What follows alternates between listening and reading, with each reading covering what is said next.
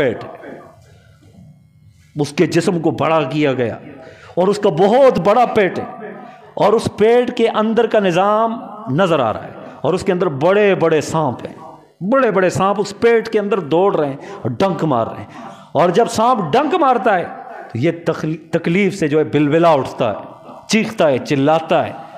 امام الانبیاء نے پوچھا جبرائیل یہ کون ہے؟ کہا یا رسول اللہ صلی اللہ علیہ وسلم یہ سود کھانے والا شخص ہے، سود کھانے والا شخص ہے، کہ سود کھانے کی وجہ سے اس کو یہ عذاب دیا جا رہا۔ ہمارا تو پورا نظام جو ہے وہ سود کے اوپر کھڑا ہے، قائم ہے، بلکہ کفار کی یہی سازش ہے کہ پوری دنیا کے نظام کو سود پر لا کر کھڑا کرتی ہے۔ اور اللہ پاک نے علل اعلان قرآن مجید کے اندر ارشاد فرمایا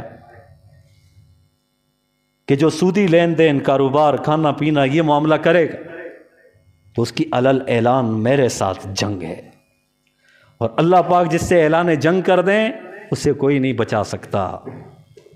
اور ایک روایت کے اندر آتا ہے کہ سود کا کاروبار کرنا، سود کی لین دین کرنا، معاملات کرنا، یہ اتنا بڑا گناہ ہے، اتنا بڑا گناہ ہے کہ اس کا ادنا گناہ کی کیفیت بیان کی، اپنی سگی ماں کے ساتھ زنا کرنا۔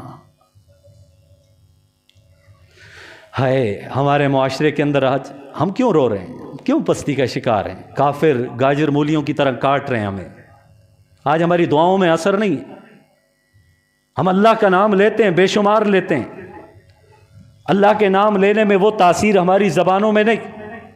آج کافر ہم سے مغلوب نہیں، ہم کافروں سے مغلوب ہیں، کافروں پر ہمارا روب نہیں، ان کا ہمارے اوپر روب ہے۔ معیشت ان کی ٹھیک ہے، معیشت ہماری خراب ہے، حالات ان کے اچھے ہیں، حالات ہمارے برے ہیں۔ کیوں؟ کہ ہمارا نظام کیا ہے جو اللہ اور اس کے رسول کے حکم کے خلاف، تو پھر ہمارے ساتھ تو یہی تو ہونا ہے نا۔